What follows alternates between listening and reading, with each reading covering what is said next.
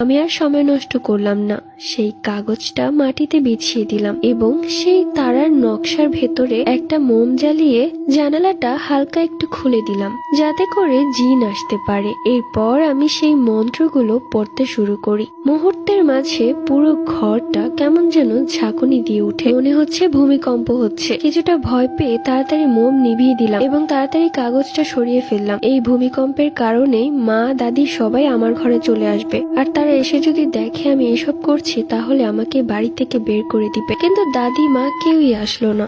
আসলো আমার জামাই, মানে যার অপেক্ষা আমি এত বছর ধরে করছি, সে চলে এসেছে। বিছানার ওপর বসে আছে, সাদা পাঞ্জাবি পরা, বেশ লম্বা, চেহারায় নূর চমকাচ্ছে। চেহারাটা অবশ্য দেখা যাচ্ছে না, কিন্তু যতটুকু বুঝতে পারলাম সে একজন জিন। আমি আর সময় নষ্ট না করে মাথায় ওড়না দিয়ে তাকে সালাম দেই। তখন সে একটা ভারী কণ্ঠে বলে, ওয়ালাইকুম আসসালাম। তার কণ্ঠ শুনে আমি যেন তার প্রেমে লাফ দিয়ে পড়ে গেলাম। আমাকে এখন কেউ বাঁচাতে পারবে না, আমি তার প্রেমের সাগরে ডুবছি। আমি লজ্জা পেয়ে তাকে বললাম, ইস, আপনি এত দেরি করে আসলেন কেন বলেন তো? কত বছর ধরে আপনার অপেক্ষা করছি, আর কিছুদিন পর আসলে তো আমার বিয়েই হয়ে যেত, তাও আবার মানুষের সাথে। কিন্তু আমি তো মানুষকে বিয়ে করব না, আমি বিয়ে করব একটা জিনকে। এবার সেই জিনটা বলতে শুরু করলো, আমাকে এখানে কেন ডেকেছেন সেটা বলেন। আমি তখন বললাম, ন্যাকা সেজন্য তো, তোমাকে বিয়ে করার জন্য ডেকেছি। কি বলছেন এইসব? আমার অনেক কাজ আছে, আপনি আমাকে ডেকেছেন তাই আমি আসতে বাধ্য হয়েছি। আরে রাখো তো ওইসব কাজ, বিয়ে করো আমাকে।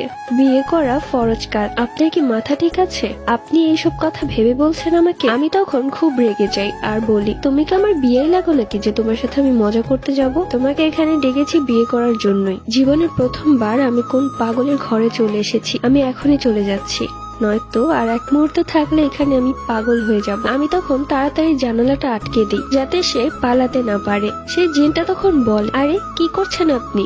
আপনি আমাকে আটকে রাখতে পারবেন? হ্যাঁ পারবো, আমি যেহেতু ডেকেছি তাই আমার পারমিশন ছাড়া তুমি যেতে পারবে না। আচ্ছা, মুশকিলে পড়লাম তো, কি চান আমার থেকে বলেন তো আপনি? আমি শুধু চাই তোমার বউ হতে। জিনটা এবার মুখ ভেঙিয়ে বলল, এই শখ কত জিনের বউ হওয়ার? তোমার চেহারা আয়নায় দেখেছো? হ্যাঁ দেখেছি, আমি যথেষ্ট সুন্দরী, আর আমি আমার হাজবেন্ড হিসেবে একজন জিন ডিজার্ভ করি, যেটা হচ্ছে তুমি। এই মেয়ে, তোমার মাথা মনে হয় ঠিক নেই, আমি চলে যাচ্ছি, অযথা আমাকে ডেকে বিরক্ত করবে না। এরপর সে রুমের মধ্যেই অদৃশ্য হয়ে গেল, মানে পালিয়ে গেছে। রাগে একটা জোরে চিৎকার দেই, সাথে সাথে আমার দাদি আর মা দৌড়ে আসে আমার ঘরে। কিরে রুকাইয়া, কি হয়েছে? এত রাতে চিৎকার করছিস কেন? আর এই ঘরের ভেতর এত ধোয়া কিসের? আমি তখন বললাম, তোমরা চলে যাও, আমাকে আর বিরক্ত করবে না। এগুলো কি বলছিস রুকাইয়া?